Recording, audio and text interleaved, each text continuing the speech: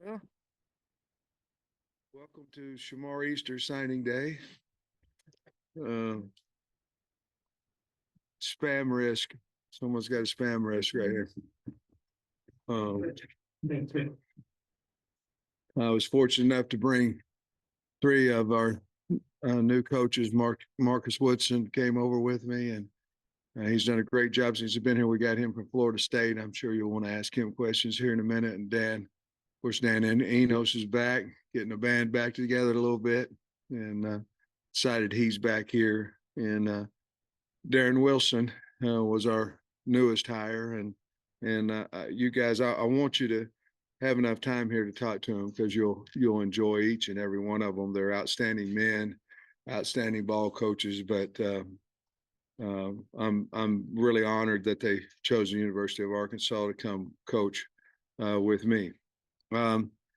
Since we talked, we've added 3 guys on offense and 3 guys on defense since our December signing.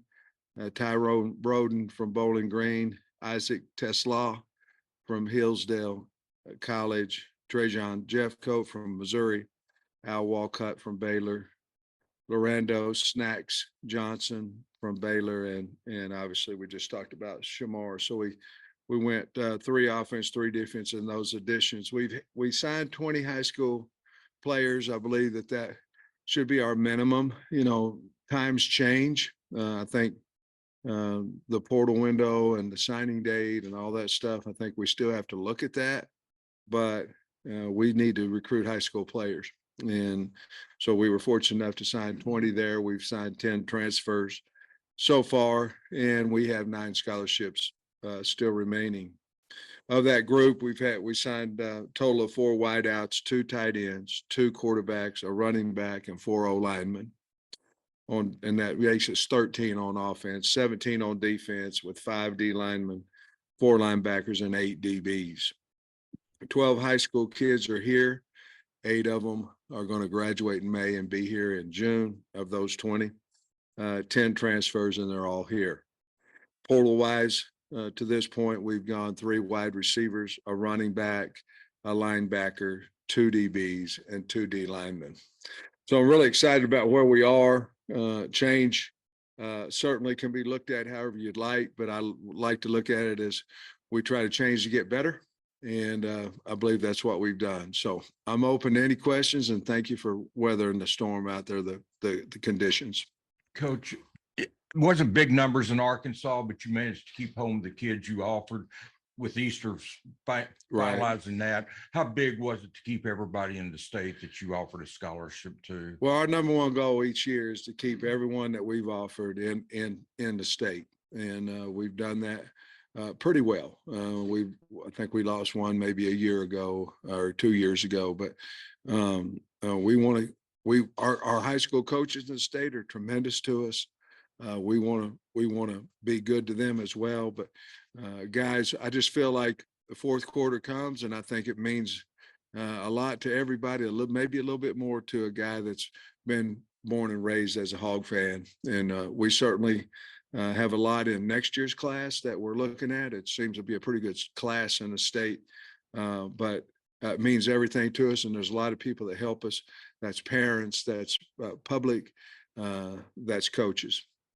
I know the 9 scholarships left. I know there's still spring ball and everything, but right now, portal wise, what would you say are the needs the most with those 9 right now?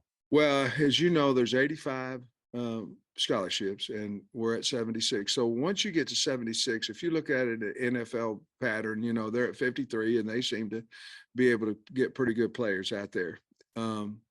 So I think right now would be the best players available. I'm talking about scholarship wise. In other words, I'm not saying necessarily the necessity at the position. I'm talking about the number of people at the position. You know, we could use another bigger guy inside on D line, just again, because of numbers. Linebacker might need another because of numbers. Secondary, we've signed 8 to this point. We certainly would entertain, you know, others there. I'd like to look at another guy could snap the ball offensively. We've got to find maybe one more. In losing the guys last year, a bunch of those guys could snap. Obviously Ricky played center, but Jones could snap. And so we've got to continue to look at that on offense. I think we've got enough running backs, wide receivers. We may be full there as well, but we'd certainly take a dynamic one. Tight end, we might need an older tight end. I don't know number wise, say that we do. And then quarterbacks, we've got enough quarterbacks at this point. So I think that's where we'd go. I don't know if I answer your question, but that's where we'd look at. I know you've had to have an offensive coordinator idea in your mind for a while with Kendall. So when did you make contact with Dan, and how do you think he's going to meld into what you're doing offensively, like currently? How's his philosophies meld into this? Well, I guess the first part of your question, as soon as I found out that there was interest for coach to leave, maybe, I don't know, 10 minutes after that, maybe, or 5 or 3. And then, I've had respect for Dan Enos for a long, long time. I talked to Jamie last night. It's just different. When I was here the first time, he was my boss, and now I'm working with him in a different role. And I think you hire good people that are confident in themselves, but yet confident in guys they're working with too. I was very comfortable working with him, and I hope he feels the same about me.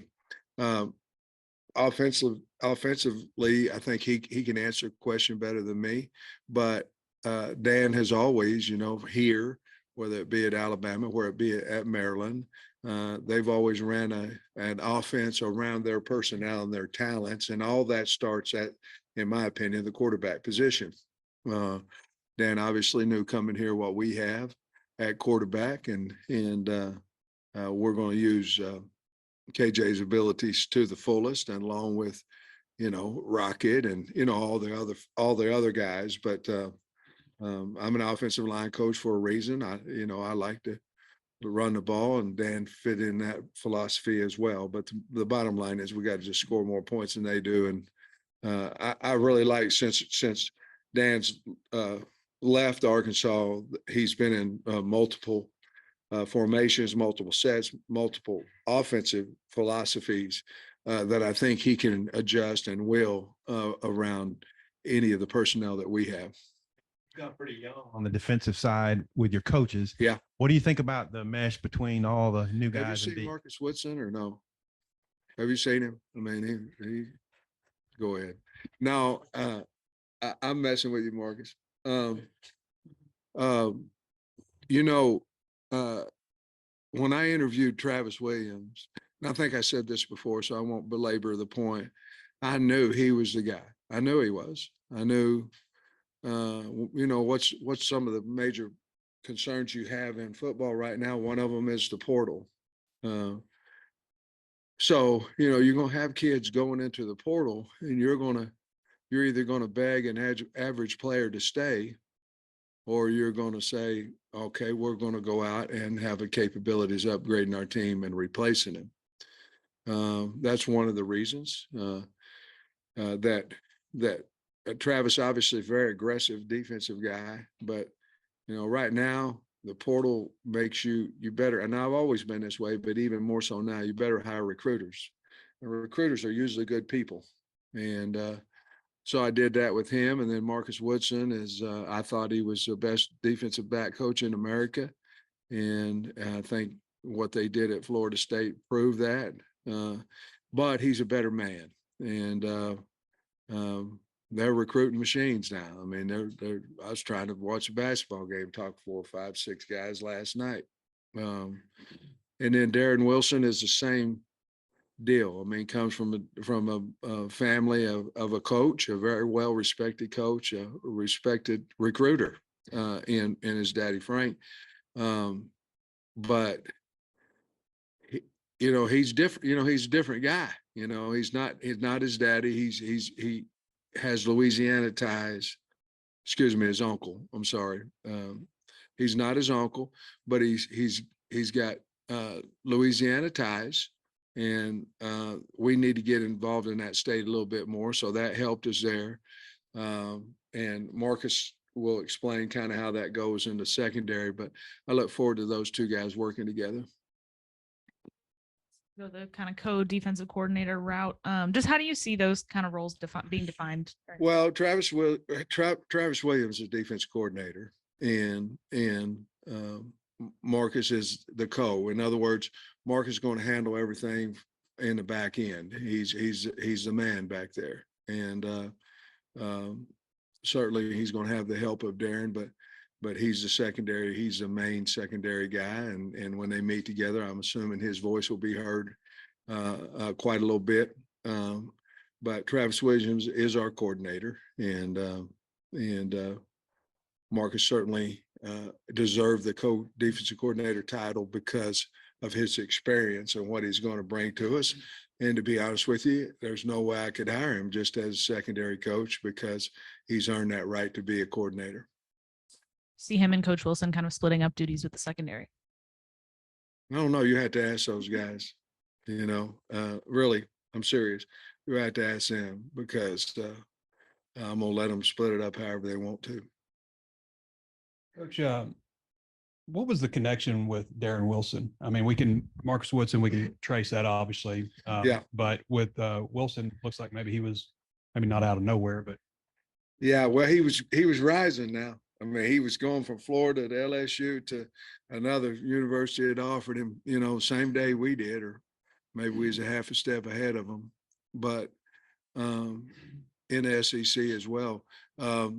But Marcus and Travis had done a lot of interviewing, Zoom interviewing, and when I got Darren on the phone, I knew he was the guy we needed to hire. That he came highly recommended through the Zoom interviews, and of course, I knew some people that knew him, but that's how I became. We Zoomed a lot of guys. We interviewed a lot of guys, and we asked him to the prom first, and he said he'd come. So that was great. With Shamar, obviously, he probably would have signed early if you hadn't had shake up at tight end coach and stuff. But I guess what was that process like because he did take a visit to South Carolina and kind of reeling him back in? Well, Coach Turner did a great job. I mean, he really did of building a relationship. And, I think Shamar wanted to come to Arkansas. You'd have to ask him, but I think he wanted to come to Arkansas for a long, long time. Anytime there's change, sometimes there becomes panic in it. Obviously recruiters will tell you, well, you need to go visit here, you need to visit there. And if you trust those people, then you do, but certainly Arkansas State or Arkansas and Coach Turner Coach Turner's got a way about him, obviously he's got a lot of guys that went to the NFL, so he had that, but as a person, knowledge, coach, he's really, really good. And I think Shamar thought that once he went and visited another school and he came back, I think he thought that he could benefit staying at home a little bit more. During your last radio show at the Catfish Show, you touched on something real briefly about in-person evaluation and how important that is to getting to know the players, being able to talk to their coaches, their neighbors, their friends. How different was that this year, maybe versus what you've gone through the last couple of years with the restrictions? I'm embarrassed to tell you a little bit about December, because December was fast and furious in a lot of ways. And to be honest with you, I saw everybody that's signed with us. Went into all their homes and all that kind of stuff. But it was kind of the fast and the furious because you had, we had the bowl that we're preparing for. And then I don't know if our coaches were able to do as good a job getting back after I did. I was, we Lord's blessed us with a jet, and we can fly around and all those things. But I don't think you really know somebody until you get around them, until you get in their home, until you get in their school. I think it helps you when times are tough. understand where they come from and what their needs are and things of that nature. And I just don't know that we can have playoffs, bowls, portal, lose 2 or 3 coaches. And at that point, it was all, 2 positions to coordinators and a coordinator to a head coach. They're all wonderful things. But how are you going to hire? And, the fans, they want you to hire a guy, before the other guy leaves, and I couldn't do that on defense because we were, out on the road trying to get to 23 homes in 5 days. And then the portal guys, the only time you can see them was Tuesday or Wednesday. Well, I'm in Georgia, and it's the only time, well, if you don't come back or you don't send one of your coaches back, it's a mess. But we're going to ruin high school recruiting if we don't close that portal down before we sign high school kids.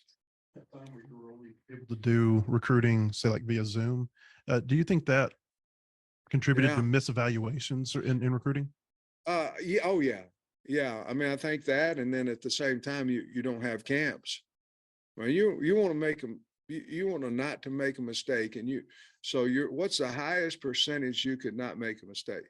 And that is have them on campus and see them do the specific skill drills set that you want to see. And you might miss on character, you might, but you shouldn't miss on athletic ability. And during that time, and it was basically 2 years, you didn't see anybody work out. You didn't see them do any type of skill set. They might send you a film and, you're lifting 400 pounds. Well, that means you're strong, but, can you maintain your feet? Can you get out of the way? What is it? Yes, I think so. And we should have less and less of that in the future of guys, who it's not their fault, but it's our fault, who we might have, over recruited.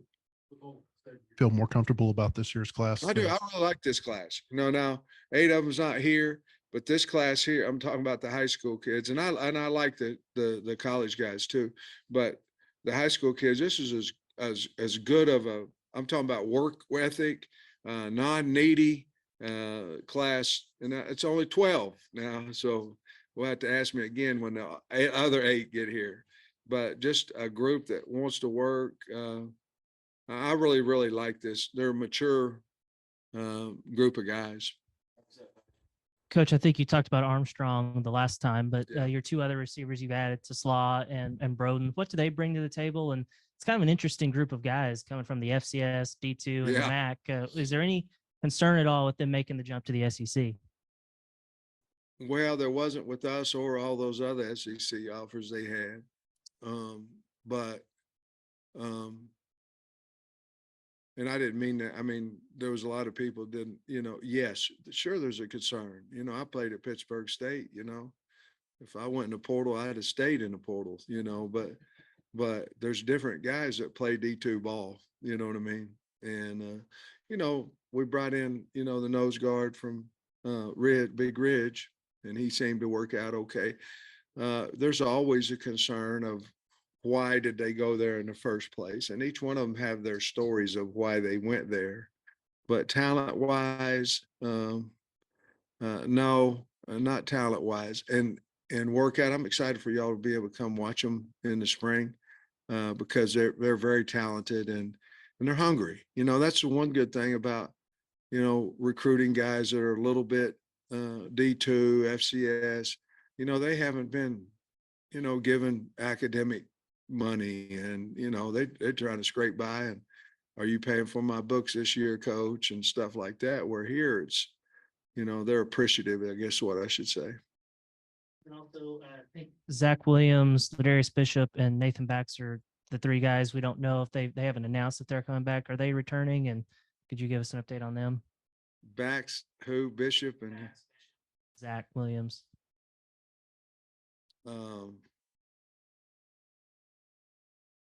They're working out really hard if they're not. I mean, I don't know how to say.